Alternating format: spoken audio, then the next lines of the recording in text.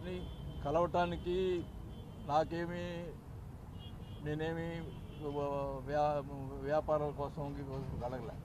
కేవలం ప్రజల యొక్క పరిస్థితులను చూసి వాళ్ళ అవసరాలు బట్టి మనం పోయి కలిసాము తప్ప దాన్ని కూడా వక్రీకరించి నిన్న ఆయన సాయి ఉన్నాడు, సాయి అని ఒక జర్నలిస్ట్ యూట్యూబ్లో జగన్ గారిని కలిసి బ్లాక్మెయిల్ చేసి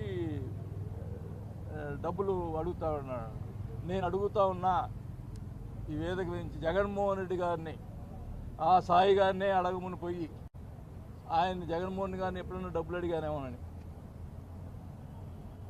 నా ఆస్తులు బాగొట్టుకున్నాను తప్పితే ఆయన దగ్గర నేను ఆశించలా. రాజకీయంగా నాకు అన్యాయం జరిగింది. సరే ఇవన్నీ ఇప్పుడు ఏదో బయటకు వచ్చి మాట్లాడటం కరెక్ట్ కాదు. వాళ్ళు ఏమైనా మాట్లాడితే అప్పుడు నేను స్పందిస్తా, ఏం జరిగినాయి కూడా అన్నీ చెప్తా. ఎందుకంటే రాజకీయంగా ఇప్పుడు ఏదో బయటకు వచ్చి విమర్శించడం నాకు మొదటి కరెక్ట్ కాదు. వాళ్ళు ఎవరన్నా రాంగ్గా రేపు స్పందిస్తే మటుకి మొత్తం ఏం జరిగింది కూడా పబ్లిక్గా వెళ్ళిపోతారు.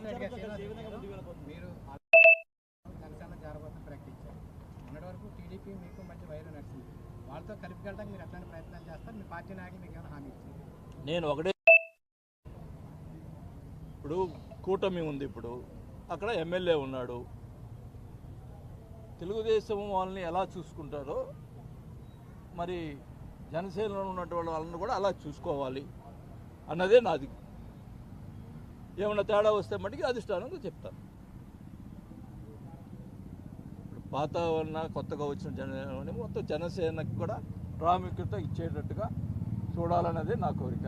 అంతేగాని నాకేదో తాగా పట్టుకొని చేయాలని కాదు. అది ప్రజల తీర్పు శిరసావహిస్తాం. అది ఎమ్మెల్యే అయ్యాడు, డెఫినెట్గా ఈ గాట్ పవర్.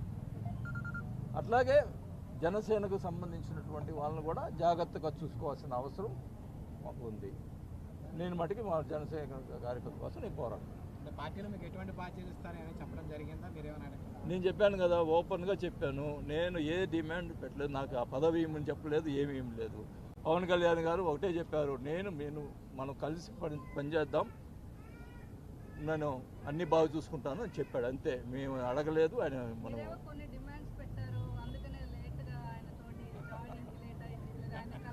అమ్మా నేను ఒకటే చెప్తున్నానమ్మా, నా మనస్తత్వం ఒంగోలులో ప్రజలు అడగండి. నేను పవర్ కోసం ఎప్పుడు పోకలాడలేదు. పవర్ కోసం పోకలాడితే ఆ రోజు మంత్రి పదవి వదుకునేవాడిని కాదు.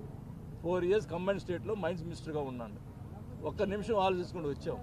పవర్ కోసం ఎప్పుడూ ఆలోచించలేదు. ఇప్పుడు కూడా ఒక్క డిమాండ్ అడగండి. ఏమన్నప్పుడు పార్టీలో ఉన్నటువంటి నాయకులు అక్కడ ఉన్నారు కదా, ఒక్క డిమాండ్ కూడా నేను అడగలేదు. ఒకటే మీరు చిన్న ఉదాహరణ చెప్తాను. ఇప్పుడు పవన్ కళ్యాణ్ గారిని కలవకుండా నేను రాజీనామా చేసి వచ్చాను.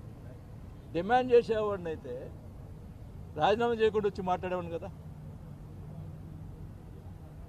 దానికి ఏం చేసిన దానికైనా